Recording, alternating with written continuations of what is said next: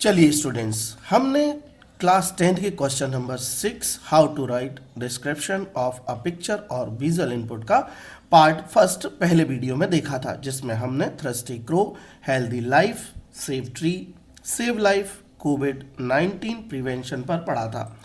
अब हम पढ़ने जा रहे हैं इस वीडियो में पार्ट 2 में हम 4 पिक्चर राइटिंग फिर देखेंगे, जिसमें पहला ताजमहल पर देखेंगे, फिर हम नेचुरल ब्यूटी पर देखेंगे और फिर इसके बाद हेल्दी लाइफ और मोबाइल के क्या इम्पैक्ट हैं छात्र पर, यानी impact of mobile on students, ये वाली पिक्चर राइटिंग को पढ़ेंगे इस वीडियो में। आप दोनों वीडियो के जो पिक्चर राइटिंग है उनको तैयार कर लें। ये दोनों वीडियो आपको 8 पिक्चर राइटिंग उपलब्ध कराएंगे और निश्चित रूप से आप 3 नंबर का एक क्वेश्चन जो क्लास 10th में क्वेश्चन नंबर 6 कहलाता है उसे अटेम्प्ट कर पाएंगे और पूरे नंबर ले पाएंगे। चलिए चलते हैं समझने के लिए हम कि ताजमहल के बारे में हम क्या लिखेंगे। आते हैं अगले क्वेश्चन पर। हमारा अगला क्वेश्चन ताजमहल। वाह, क्या खूबसूरत बिल्डिंग है आगरा में। किसने बनवाई थी? शाहजहां ने बनवाई थी। किसके लिए बनवाई थी भाई? मुमताज के लिए बनवाई थी। चलिए तो लिख देते हैं ताजमहल के बारे में। कोई ज़्यादा बिल्कुल टेंशन नहीं लेना है। शुरू करते हैं डायलॉग से। इन the picture a captivating depiction of Taj Mahal is presented. अब फिर वही बात कि मनोरम चित्रण, तो ये तो आप बिल्कुल कैप्टिवेटिंग है ही, बिल्कुल मनोरम, सुंदर, नाइस, ब्यूटीफुल, बहुत अच्छा लग रहा है ताजमहल। इसको यहाँ पर लिखे रहने देंगे कैप्टिवेटिंग को, और डिपिक्शन भी लिखेंगे, चित्रण है, सब दिखाया गया है, मीनारें दिखाई गई हैं, गेट दिखाए हैं, पौधे दिखाए, कितना अच्छा दृश्य लग रहा है। तो पहला सेंटेंस हम लिखते हैं, Taj Mahal is a beautiful and most attractive historical place in India. तो ताजमहल एक सुंदर और बहुत आकर्षक ऐतिहासिक स्थान है भारत में। It is located in Agra. अगर आप लोकेटेड ना लिखें, डायरेक्ट लिख दें it is in the Agra, तो आप सही लिख रहे हैं, कोई दिक्कत नहीं है। लोकेटेड नहीं भी लिख सकते हैं। It is located in the Agra, UP, India. सब बता दिया मैंने, आगरा में है, यूपी स्टेट है और भारत तो है ही भाई। It was built by the king Shahjahan in the memory of his wife Mumtaz Mahal after her death. ओहो, तो ये बनवाया गया था शाहजहां के द्वारा, राजा जो थे शाहजहां थे उनके द्वारा, और किसकी याद में? उनकी वाइफ के याद में। मुमताज महल नाम था उनका, उनकी मौत के बाद। फिर लिखेंगे it is one of the 7 wonders of the world. ये दुनिया का 7वां अजूबा है। It is the most beautiful building made by the white marble. और ये जो है बिल्डिंग बनी हुई है वाइट यानी सफेद, मार्बल यानी यहाँ पर है संगमरमर से। It has 4 minarets situated at its all 4 corners in very attractive manner। और इसमें 4 मीनारें हैं, ये देख रहा 1 और 2 और ये 3 और ये 4, ये 4 इसमें मिनरेट्स हैं। मिनरेट्स होते हैं जो बड़ी बड़ी स्तंभ होते हैं और खूबसूरत होते हैं, उन्हें मिनरेट्स कहते हैं। चारों कॉर्नर पर स्थित हैं बड़े अट्रैक्टिव तरीके से। It is like a heaven of dream. और ये हेवन ऑफ ड्रीम है बिल्कुल। It is designed in attractive way and shows royal beauty. और ये डिजाइन किया गया है बहुत ही आकर्षक तरीके से और दिखाता है शोज रॉयल ब्यूटी, शाही सुंदरता को। तो बस ये 3 नंबर आपके हो जाएंगे, इतना ताजमहल पर आप लिख देंगे। तो जल्दी से स्क्रीनशॉट लीजिए, आगे भी चलना है और भी पढ़ना है, ठीक, ताकि हम आज इस वीडियो में सारे पिक्चर राइटिंग को पढ़ सकें। निश्चित रूप से आपने स्क्रीनशॉट ले लिया होगा। चलते हैं आगे। अगला विजुअल इनपुट आप देख रहे हैं, एमपी बोर्ड 2023 की परीक्षा में आया था, और 23 मतलब पिछले साल यह चित्र आया था भाई। ठीक, तो यह चित्र क्या बताता है? तो अब यहाँ तो क्वेश्चन में कुछ लिखा ही नहीं, अब हमें सोचकर इसका एक शीर्षक बनाना पड़ेगा।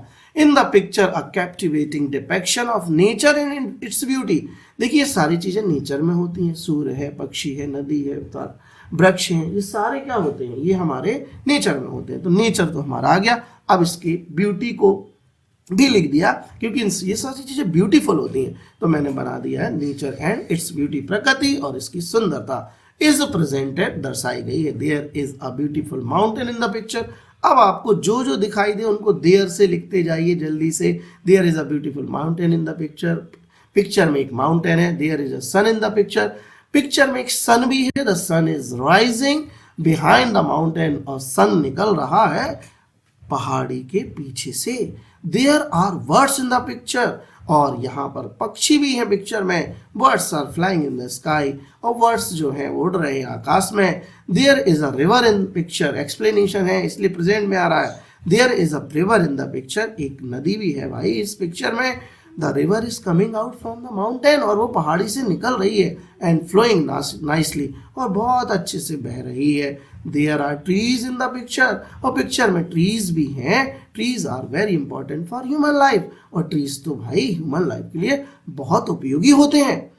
तो they give us oxygen and medicine and fruits, और हमें ये ऑक्सीजन, मेडिसिन और फ्रूट्स देते हैं। I love nature and its beauty so much, मैं बहुत प्यार करता हूँ प्रकृति से और इसकी सुंदरता से।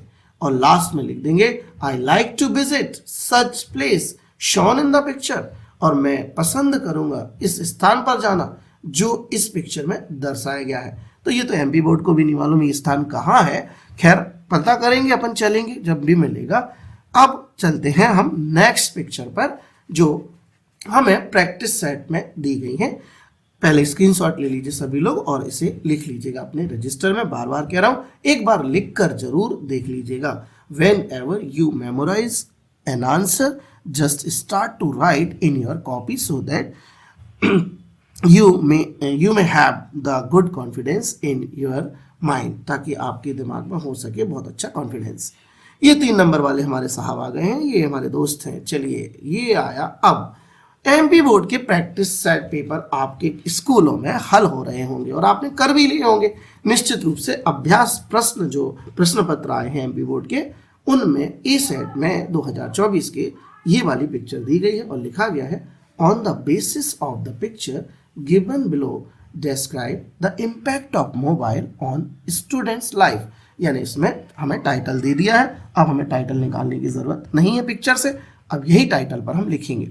आप देखेंगे कि यहाँ पर 5 जानकारियां दी गई हैं पिक्चर के साथ, जिसमें पहली लिखिए एक्सेस टू इंफॉर्मेशन। तो यहाँ पर ये तो आपको विजुअल नहीं हो रहा होगा क्योंकि ये पिक्चर्स हमने अभी यहाँ पर क्रॉप करके और उससे क्या कहते हैं क्वेश्चन में प्रैक्टिस सेट से फोटो खींच करके लगाइए। तो आप यहाँ देखने की बिल्कुल कोशिश मत करिए कि लिखा क्या है, यही है मैंने यहाँ लिख दिया है।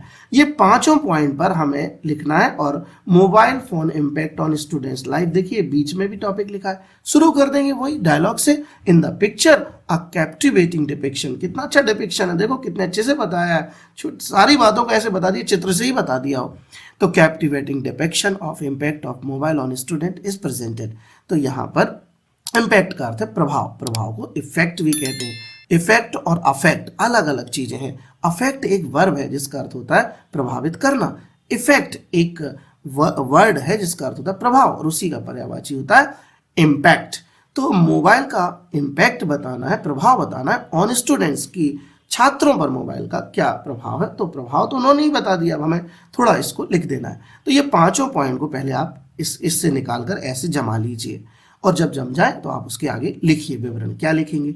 Access to information, mobile phones provide quick and easy access to a vast amount of information helping students in research and expanding their knowledge।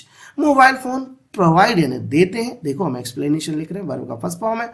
Quick यानी जल्दी से, एंड इजी एक्सेस बहुत सरल और शीघ्र, एक्सेस यानी पहुंच देते हैं, to a vast amount of information यानी हम जल्दी से बहुत बड़ी जानकारी को प्राप्त कर सकते हैं मोबाइल फोन के द्वारा और उस तक पहुंच जाते हैं। हेल्पिंग स्टूडेंट्स इन रिसर्च, और यह एक्सेस मदद करती है स्टूडेंट की रिसर्च में, एंड एक्सपेंडिंग देयर नॉलेज, और उनके ज्ञान को बढ़ाने में। Communication and collaboration, communication and collaboration यानी संचार और कोलैबोरेशन मतलब होता है कि एक साथी होना, परस्पर सहयोग होना, ये कोलैबोरेशन कहलाता है। Mobile provide instant communication between students, teachers and parents, fostering better understanding and collaborations. Mobile प्रदान करते हैं एक इंस्टेंट यानी तीव्र, जल्दी से कम्युनिकेशन बिटवीन स्टूडेंट्स के बीच, टीचर्स के बीच, पेरेंट्स के बीच, फॉस्टरिंग बेटर अंडरस्टैंडिंग, बनाते हैं बहुत अच्छी समझ, एंड कोलैबोरेशन, और सहयोग भी बनाते हैं।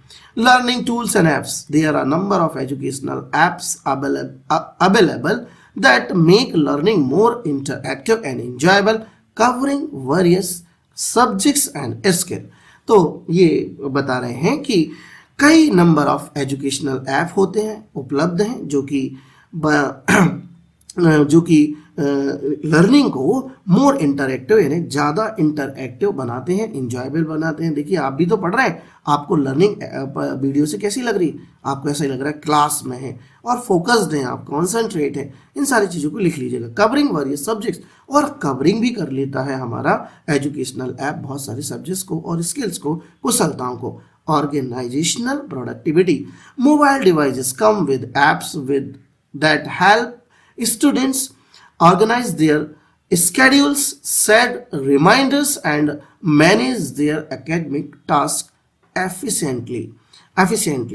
तो mobile devices come with apps, तो मोबाइल डिवाइसेस जो आती हैं वो ऐप के साथ आती हैं जो कि मदद करती हैं स्टूडेंट की उनके स्केड्यूल यानी एक रूपरेखा बनाने में। सेट रिमाइंडर भी सेट कर लेते हैं, कई बातों को सेव कर लेते हैं, समय समय पर पता भी कर लेते हैं। And manage there academic task, और उनकी एकेडमिक टास्क को यानी कार्य को भी मैनेज करते हैं एफिशिएंटली, बहुत अच्छे तरीके से। अंतिम बिंदु है एक्सेस टू ऑनलाइन लर्निंग। तो students have access to a wide range of courses, तो स्टूडेंट्स मोबाइल की सहायता से एक्सेस कर लेते हैं बहुत सारे कोर्सेज पर एंड सब्जेक्ट्स और कई विषयों पर, often not available in traditional educational settings, जो कि अक्सर उपलब्ध नहीं होते हैं पारंपरिक शैक्षिक सेटिंग्स में बाय ऑनलाइन लर्निंग। जो ऑनलाइन लर्निंग के दौरान उन्हें नहीं मिलता वो एक्सेस कर लेते हैं, ठीक, मोबाइल के थ्रू गूगल गुरु से पूछ करके। ये एक छोटा सा विवरण था, इसका स्क्रीनशॉट ले लीजिए और आप अच्छे से याद कर लीजिएगा। ये आपके पेपर जो प्रैक्टिस पेपर है इस सेट में दिया गया है, आप देख भी सकते हैं इस सेट खोलकर और फिर इसे लिख सकते हैं।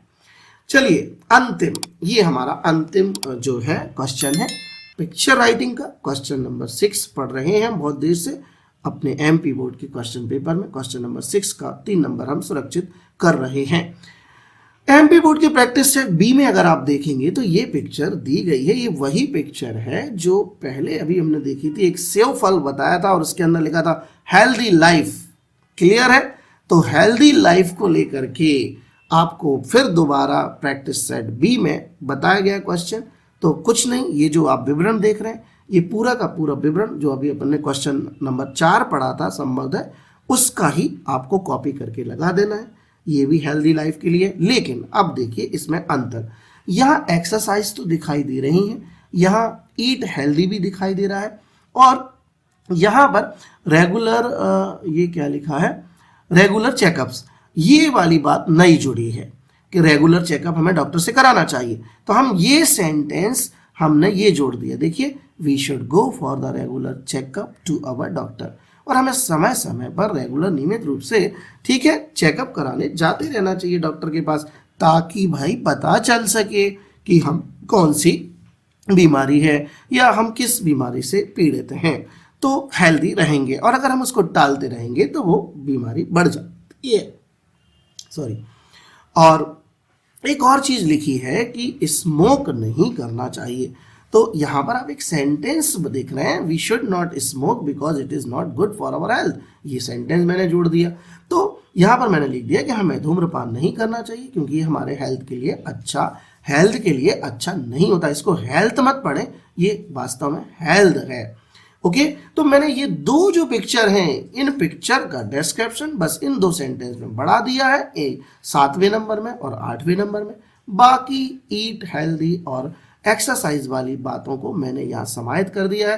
पहले मैंने आपको इसको एक्सप्लेन कर दिया, इसलिए आपको ज़्यादा समय नहीं लूँगा ताकि वीडियो बड़ा ना हो, आप भी थक जाते हैं वीडियो देख करके।